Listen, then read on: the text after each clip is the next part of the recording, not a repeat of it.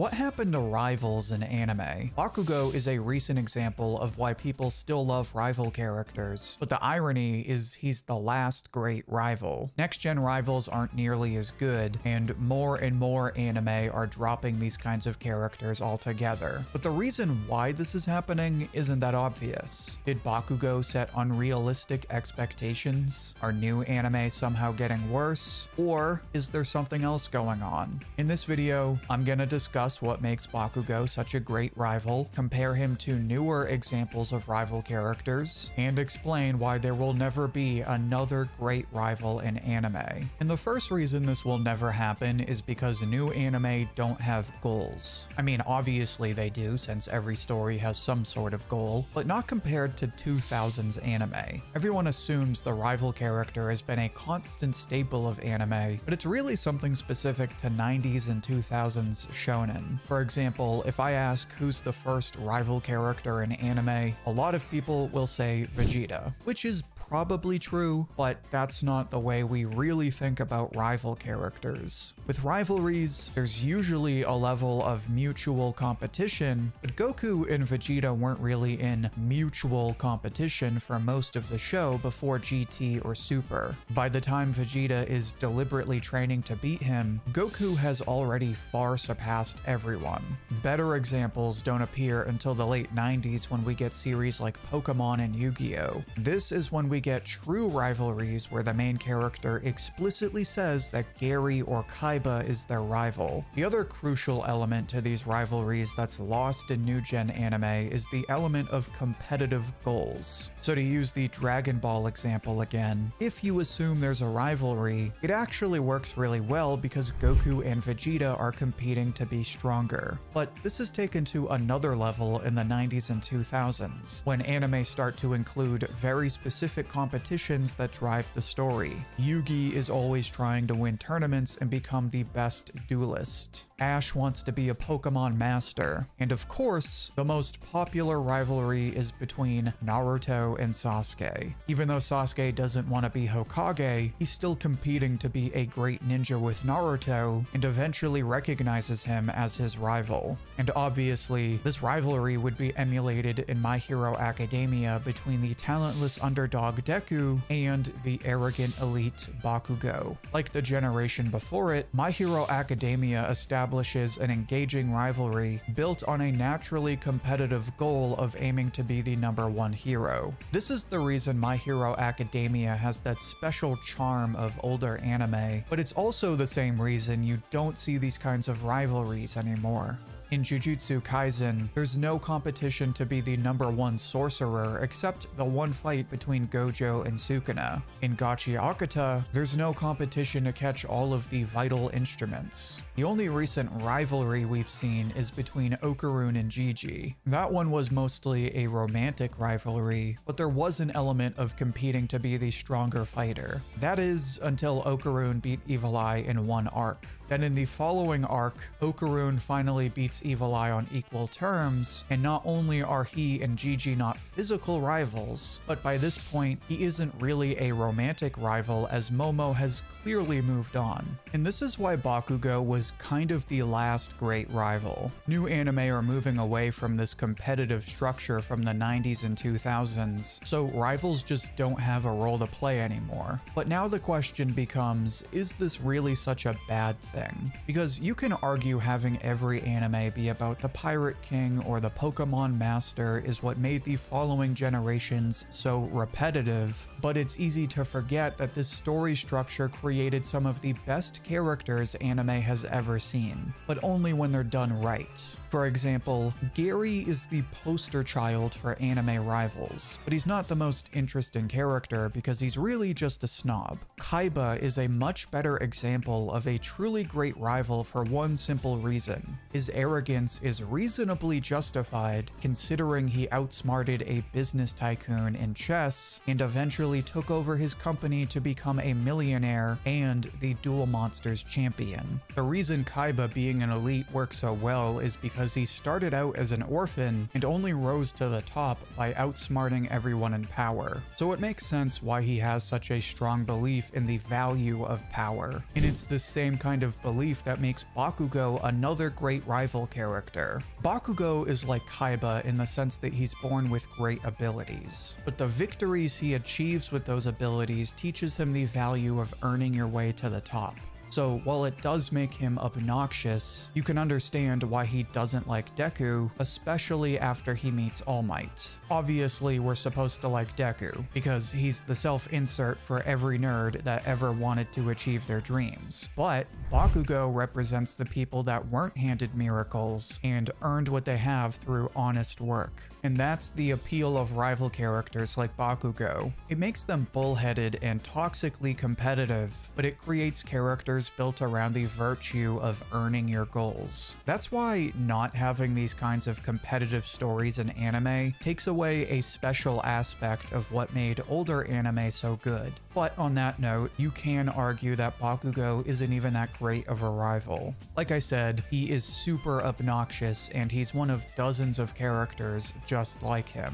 Which is kind of true, except there's one thing that sets Bakugo apart from most other rivals. For example, I know there's Black Clover fans that are dying for me to mention Yuno, and fellow Yu-Gi-Oh fans would probably argue Kaiba is a much better rival. But the one thing no other rival does quite as well as Bakugo is his honest respect of other people's determination. As much as I love Kaiba, he's still an elite. It doesn't take long for him to forget his humble beginnings and treat everyone that isn't his brother like third-rate trash. Then you have Yuno, who's a decently cool character, but he's one of the more bland rivals, as much as I love Black Clover. But what makes Bakugo such an amazing character is that his value for winning makes him a deeply honest character. Unlike someone like Kaiba, Bakugo is actually capable of making friends, especially when it comes to Kirishima, who quickly earns Bakugo's respect with his toughness. But probably the best example of Bakugo's respect for hard work and determination is when he gets matched up against Ochako.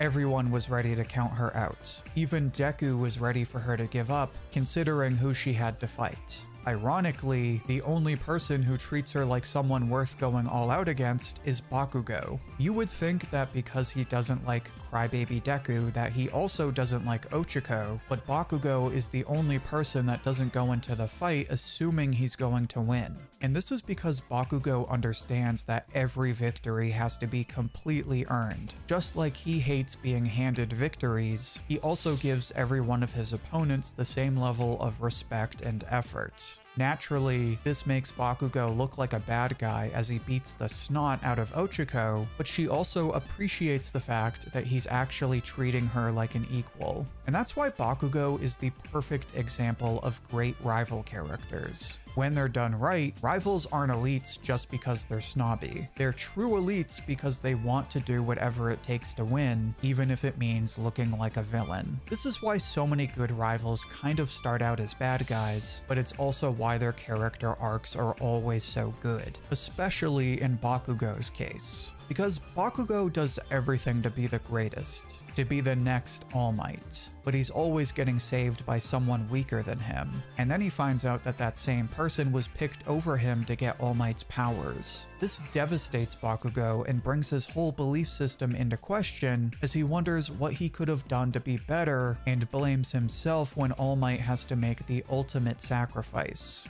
Granted, Bakugo does kind of get a bad deal following this scene. Kinda like what happens with Vegeta. He kind of lives in Deku's shadow for a while. But this scene is great because it humbles Bakugo in a way where he genuinely changes as a character. He still values strength through victory, but now he understands that winning on your own isn't everything.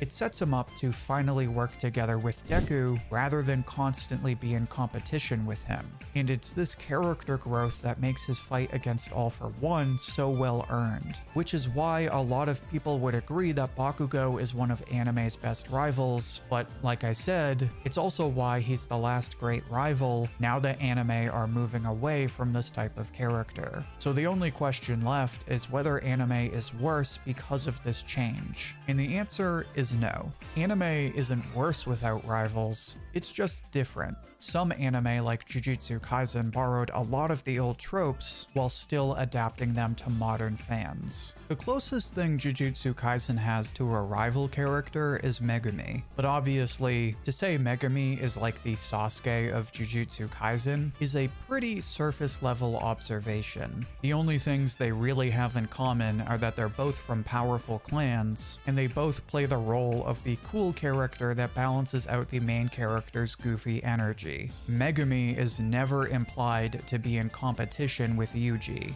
It doesn't mean Megumi is a worse character. Megumi is one of the most popular characters in the story, and part of this is because he fills that role of the Sasuke-like character without relying on the rival trope. And this is the same reason Jujutsu Kaisen is so popular. It feels like so many of the series that came before it, but it adds its own twist by giving familiar characters different kinds of character arcs that don't depend on the main character's growth. This is especially true for Dandadan, which became an overnight success by blending the battle series and romance genres. You don't get that competition that made Yu-Gi-Oh! And Naruto fun to watch, but you do get a refreshing story with romantic plot lines that actually feel meaningful. And this is an example of how the loss of rivals is a reflection of adapting rather than falling off. Especially with 2000s anime being so popular, it only makes sense that the current generation of artists would want to tell different kinds of stories. This means that even when anime do have these kinds of clear goals, rival characters aren't popping up anymore because new series are avoiding these same stories about competing to be the best in favor of something that hasn't been done before. The current generation is filled with series like Kagurabachi, a story where the main character Chihiro isn't competing with anyone, and he and his new friend Hakuri have a wholesome friendship. The same can be said in Ichi the Witch, where Ichi doesn't compete with his shy friend Kumagi and even goes out of his way to build her up. In this sense, Bakugo kind of ended the rival trope while it was ahead. He's the last great anime rival, but now we're getting stories that are just as good, but don't feel like lazy copies. Does this mean we'll never go back to this era of anime? I wouldn't say so. In fact, one of my favorite ongoing manga is Galaxius, and everyone who reads it says that it's like the new One Piece or Fairy Tail. But I wouldn't get my hopes up. The current generation is still trying something new, and My Hero's anime is only just ending. That being said, Bakugo is a perfect reminder of why this kind of character definitely needs to make a comeback. Like so many other rivals, Bakugo is the perfect foil to My Hero Academia's main character. On top of that, his respect for hard work and determination makes him the best example of the anime rival done right. And that is why there will never be another Bakugo.